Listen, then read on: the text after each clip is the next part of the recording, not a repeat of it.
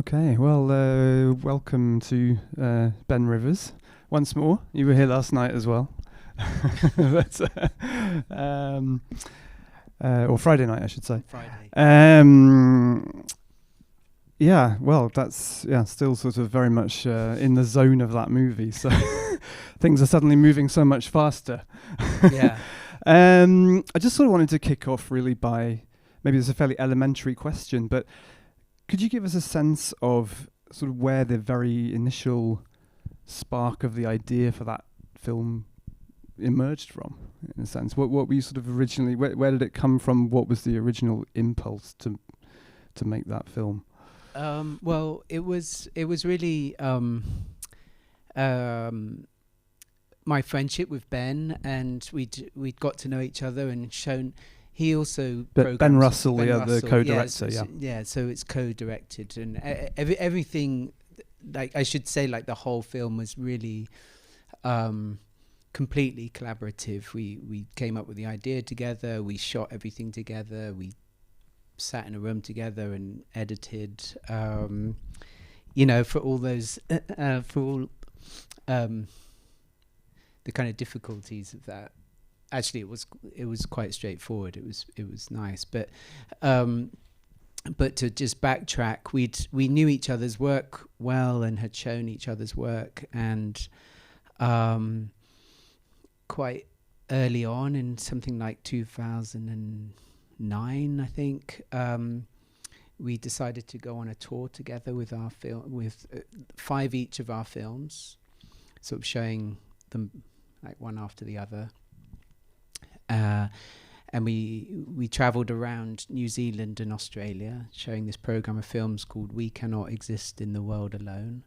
So it was very much like, an idea of thinking about collaboration and not being, as an artist, you're quite often quite isolated and megalomaniacal. And we wanted to kind of shake that up, I suppose, and see what happens if you put 2 people together and what comes out of it. So the program came first, and through that process of traveling around together and talking so much about the work, we decided to make a film together. And we started talking about an idea of the North, and what that meant to us. And, I guess he was thinking more in terms of the continent he's on, North America, and I was thinking about, I've been making a lot of films in Scotland. But we thought, okay, we should try and we should make a film in a North that is not, is kind of neutral to both of us. So we chose Norway. Originally, the whole film was going to be shot in Norway, but then various things happened that led us to film in these 3 different countries. And our sort of very simple beginnings was how, how best to exist in the world. We wanted to make a film that was sort of, I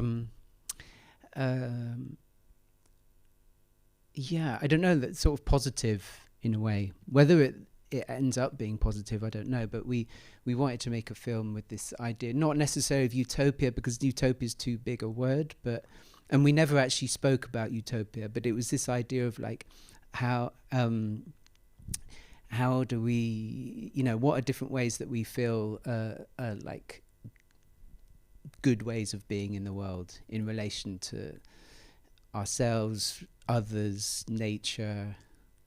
And then we came up with this 3-part structure, which was community, solitude, and black metal, which, that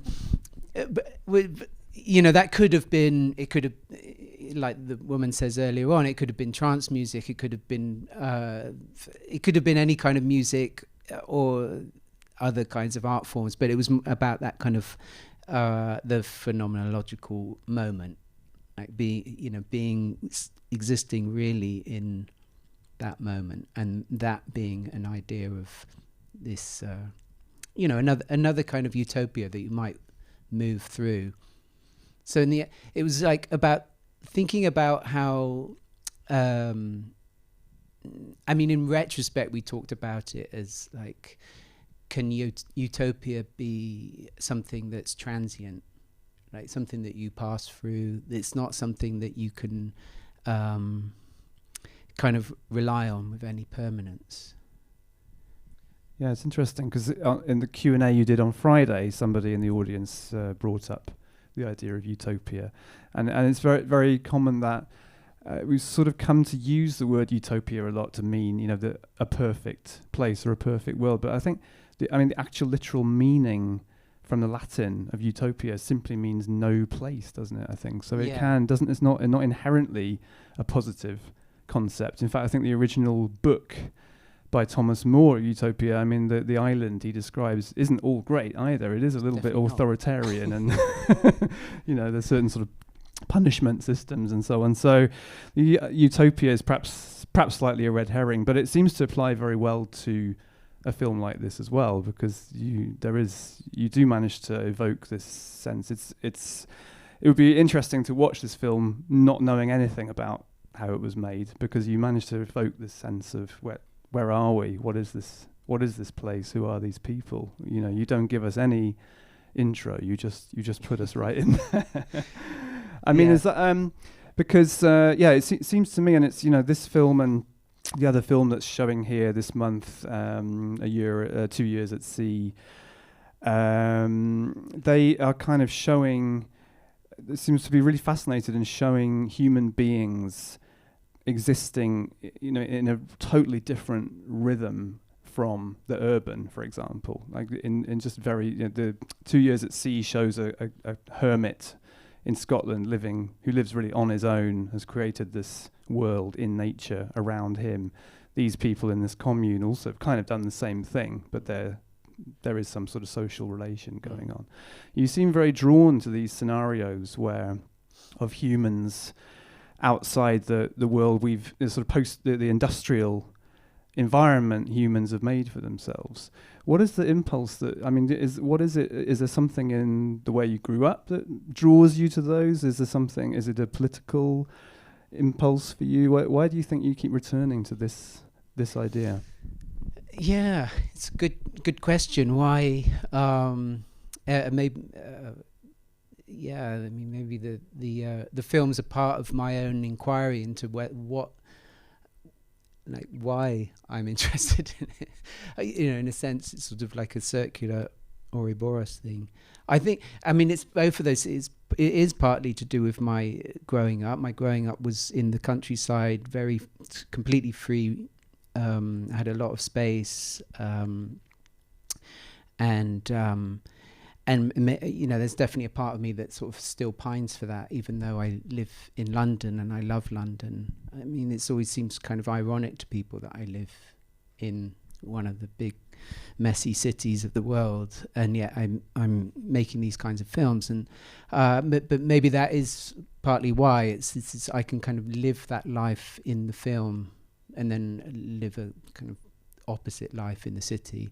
And I'm interested in the politics of it, why people choose to do these kinds of things, like with the community, how they want to sort of and the individuals, why they would want to sort of separate themselves off from, let's say, mainstream society, and maybe free themselves up from government as much as possible. Jake, the guy in 2 Years at Sea, said that the thing that really got him to move to the middle of the forest was that he just hated the idea of paying a landlord rent, and the only place he could see that he could afford was a rundown house in the middle of nowhere. But he also, strangely enough, he's a hermit, but he's not at all misanthropic and really likes people. And his plan was to have a commune out in the woods, and but nobody came, so he's still on his own. He had a wife and a child, but they didn't last long. They didn't stay long. I think him trying to make nappies out of moss was not helpful. But but I mean, that's what's interesting about him. It's like this, he actually really likes people, but the draw of living in nature is stronger. So there's this kind of, it's not at all, in a way, when I stay with him and I make these films with him, I don't think of it as, it's not this kind of romantic loner. There is actually like some really interesting contradictions going on with the character like him, and how he sort of manages that. And I'm actually planning a sequel with him where other people might sort of turn up, but that's a whole other story. But with this film, it was really like having Rob, who's the central character, if we can call him that, is this almost like a kind of silent observer moving through these different spaces and sort of with them temporarily and then moving on. And we don't really know. Okay, with a film you have to have 1, 2, 3, but the sequence could kind of go in any order. In fact, we showed this as an installation, so the 3 parts do exist like at the same time, so you can move around, you navigate which comes first as a viewer, which Ben and I like the idea of that this, when you put things in a certain order, you immediately kind of, some metaphor or symbolism then gets added, like the first part happens, he's sick of people, so he goes to live in the countryside, and then he's sick of that, so then he goes and joins a band, but that's not really what we're thinking. It's not it's not meant to be like a series of sort of failures, if that makes sense there.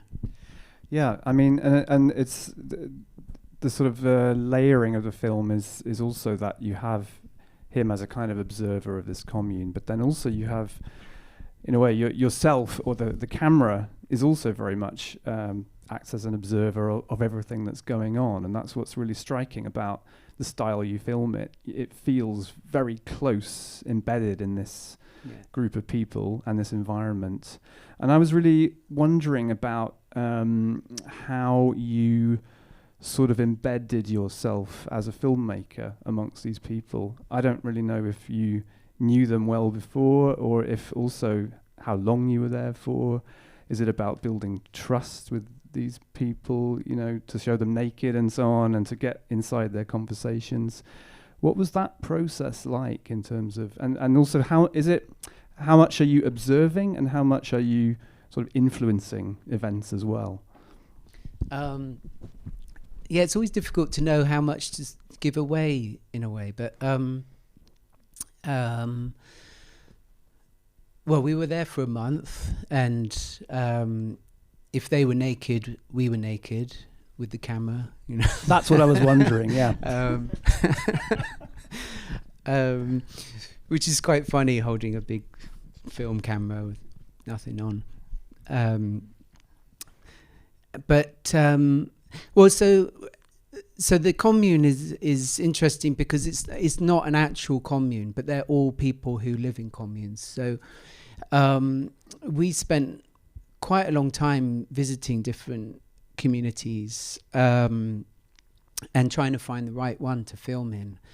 And it was proving quite difficult. Like we found one in the north of Denmark, which was really great, and half the people really wanted us to film there, but the other half, they did a vote with everyone, and some people were against it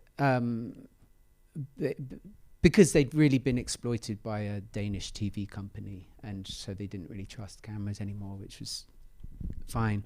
Anyway, so we visited this community that live in Tallinn, in a big house in Tallinn, which is actually most of the people in this place.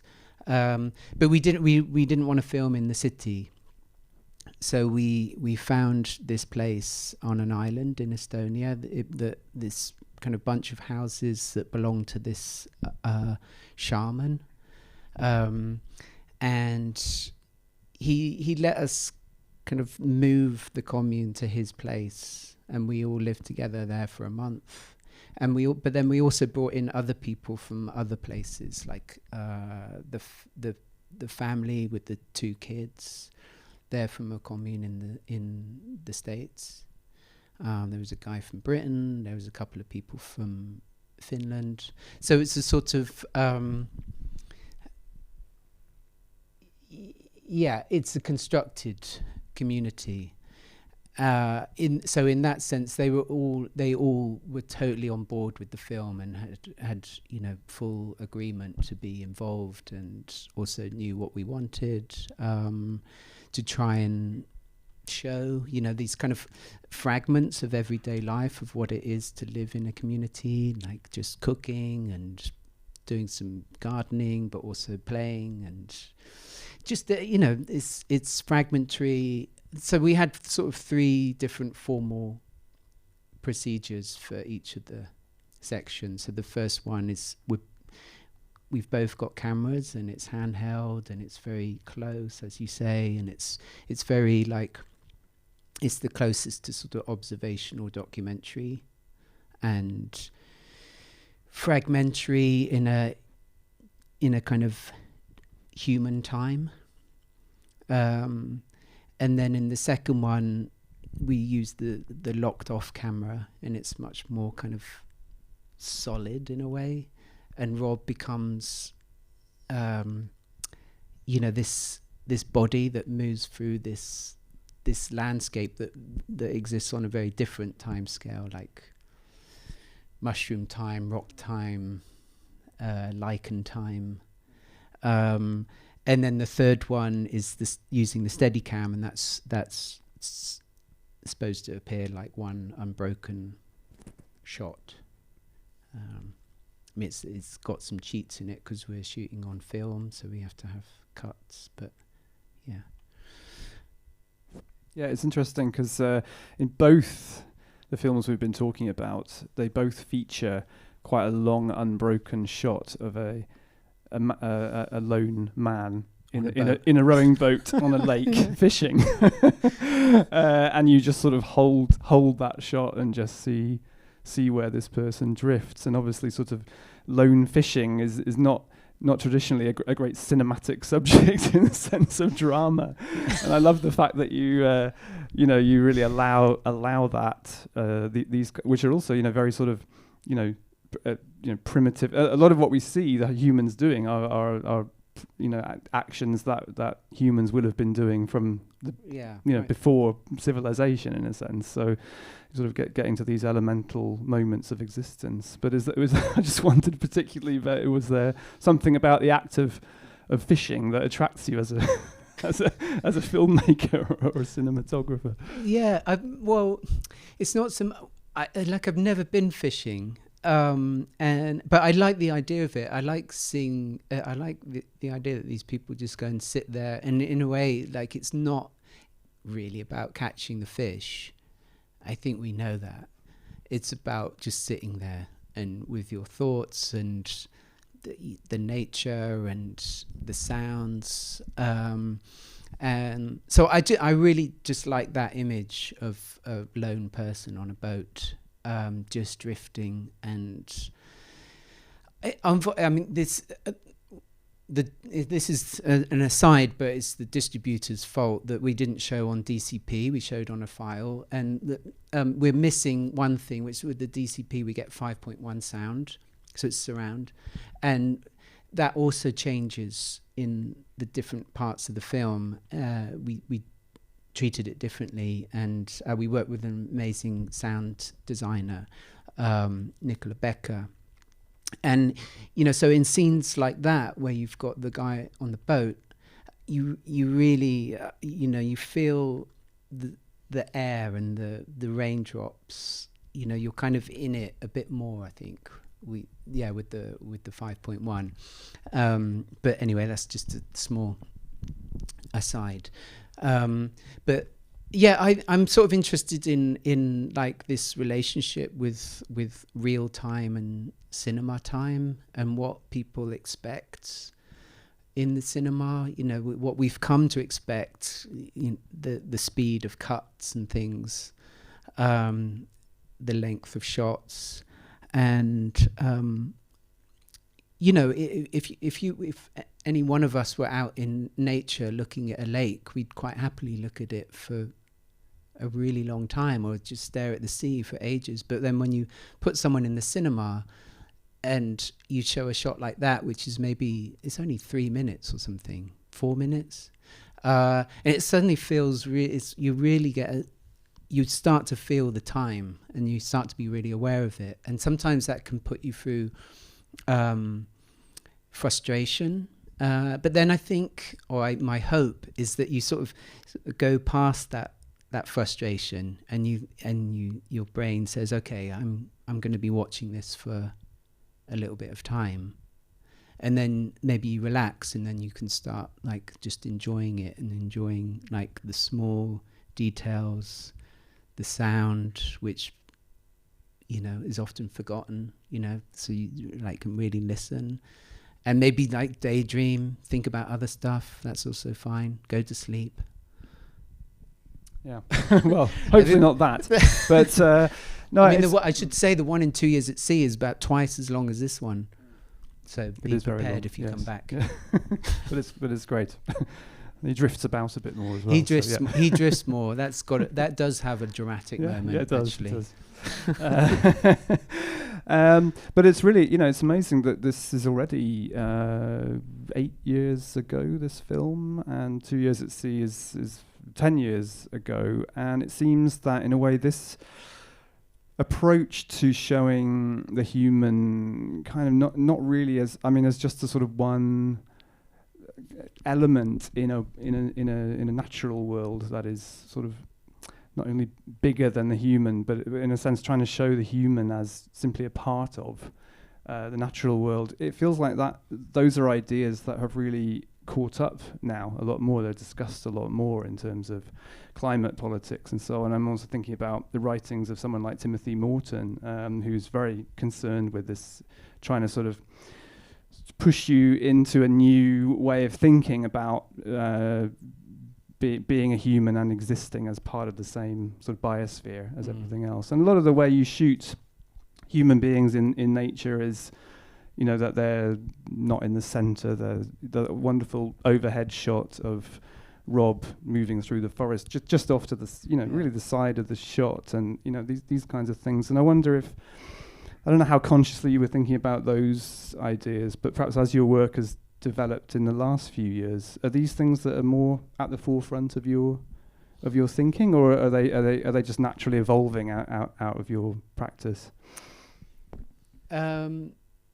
Yeah, I think maybe they just naturally there. I mean, that's probably something that it was something that I was definitely interested in the films before. Yeah, maybe it's just it's kind of been brought to the fore a little bit more. But yeah, we talked a lot, especially in the second part, the middle part of the film where he's on his own, is like, how do we like film a character but not give him hierarchy over everything else that's in the frame? So it's sort of it's still it's human based, but yeah, the other things are sort of equally important, and that's it's kind of hard balance to do without just because we also didn't want to just make a landscape film, yeah, I think maybe is definitely come out more in recent times, even with Earth, one of the films that's in the gallery. Timothy Morton wrote a really nice piece about that, which was in kind of response to it, and so there's definitely some a kind of connection in our thinking.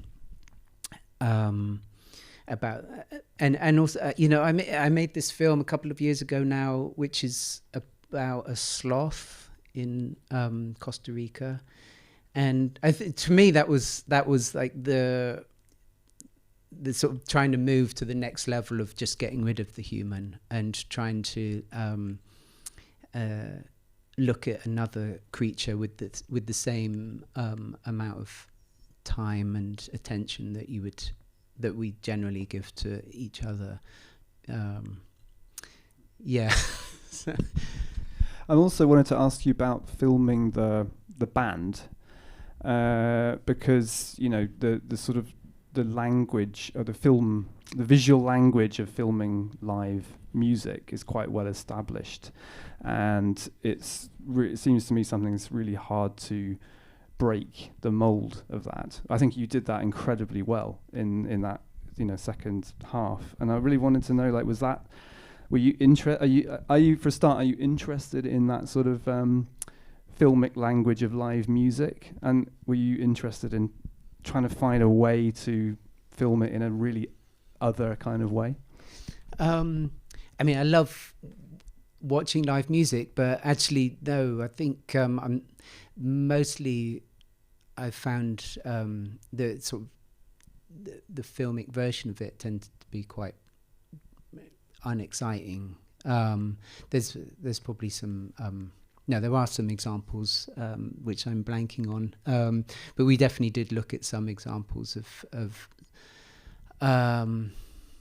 but no, most of the time it tends to be pretty boring. I think, you know, it's like and even Chris, the Steadicam operator, he's an amazing Steadicam operator, which he will do like major concerts, and it's all the thing of, like, you know, close up on the guitar and then up to the face, and then everything is in focus, and he's moving quite rapidly, and so he can do all that kind of those professional moves, and we really had to sort of get him to you know, break all of his rules, and also the focus puller, because the focus puller is like, she can tell distances just with her eyes. It's like a superpower. And we asked them to, we drew them maps for each song, so like where we wanted them to go, and then asked them to move as if they were underwater. So like with a really, so that there was a kind of resistance to everything, and including her, you know, because her instinct is to move the focus thing super quickly and with extreme accuracy.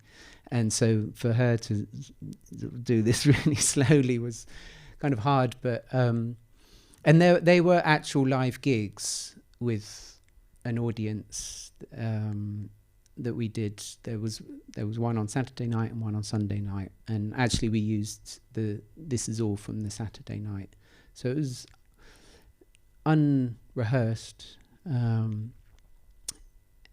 pretty much single take, and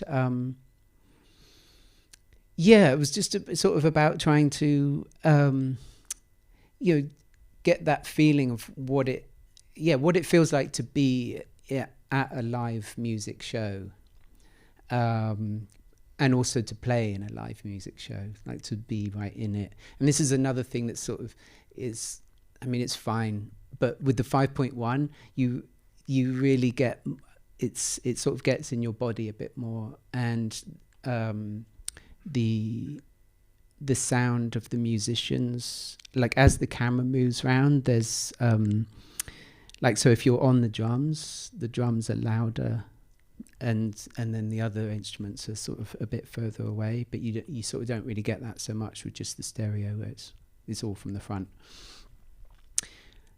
Well, actually, I think what struck me about it was it was incredibly unlike what it's like to be at a live show, in that it was just so much weirder. Yeah. You know, it's really, really intense, and also it seemed to be somehow trying to, it's just the fact that there's been this journey of Rob from this deep, remote nature to this cave in the middle of a city, which doesn't really feel like a city at all. It's that sort of and it's a music that really feels more like a sort of primeval roar or a grunt or a ritualistic motion in some way. I think it's just a really remarkable sequence from that point of view. It certainly doesn't feel like standing in Revolver, with a pint of beer. Yeah, and you get a little bit of that on the sound at the beginning, but we get rid of that really. But that sort of that side of being at a gig where you've got people talking and drinking and stuff, and that sort of disappears. And I think that's another reason why we chose black metal, is because we wanted something that was really loud, but also the vocals would be kind of harking back to some other ritual, primal scream type thing, and also the relationship with this sort of deep relationship with that kind of music and nature and a particular kind of landscape. But this is like second wave black metal, so it's it's clearly especially because we've got a black singer in the band, it's a very distinct move away from the first wave of black metal, which is really synonymous with nationalism and lots of other dodgy stuff, which we're not interested in. But really love the music and that sort of there's something that's sort of hard to put your finger on about that relationship with the landscape. And again, this sort of going back to this idea of the North, like why is this music come out of this like sublime, beautiful landscape? Well, I'm gonna in a moment ask if anyone out there wants to ask a question or make a comment. But before I do that, you mentioned at the beginning you wanted to explore an idea of North. Could you articulate a bit more what that idea is, or what it became after making this film? Probably not. Okay.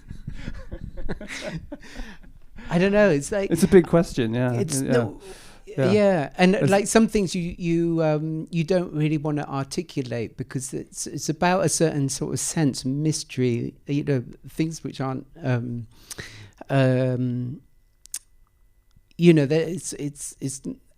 it's not so easy to define. Like what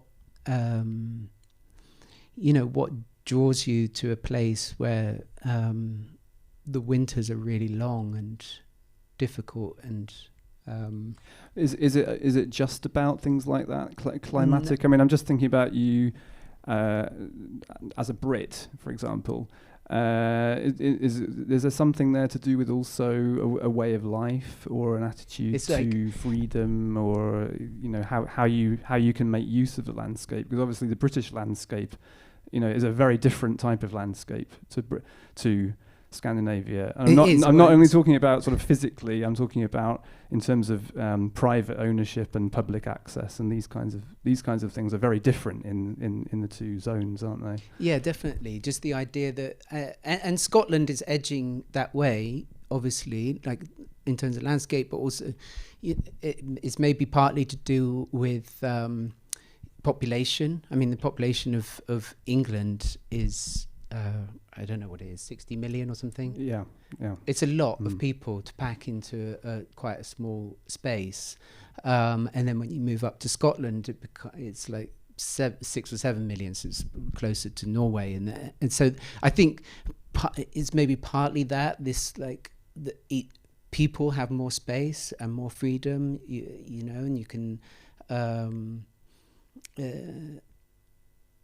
camp where you like, but it's not that really. I don't know. It's also it's about the light. It's about it could be about the weather, the landscape, mountains, the cold, the long nights in summer, I didn't. Yeah, but you know, all these things on their own sound really kind of stupid. But well, they are all quite. If you don't really come from here, they are quite exotic elements. You know, all those things in many ways. You know. They're unfamiliar states of being if you're not from round these parts.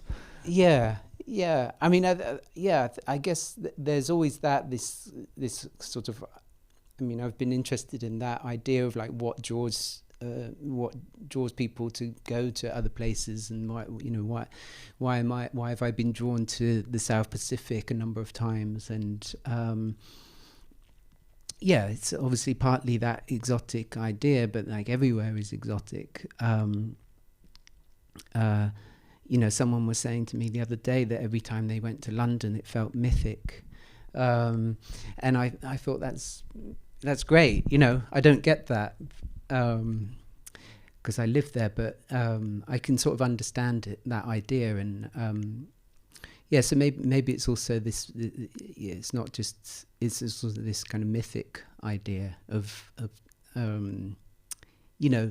tapping into some other deep time mysteries, and Sure. Yeah. Congratulations! It's wonderful to see that on the huge screen here, and good luck with your. We didn't really get time to talk about what you're working on now or in the future. I guess that's for another time. Do you want to say quickly anything coming up? No. No, we'll leave that for next time. There's a few things boiling in the pot. I think it's safe to say that. Yeah. Okay. Great. Well, thank you very much, Ben Rivers. Thanks.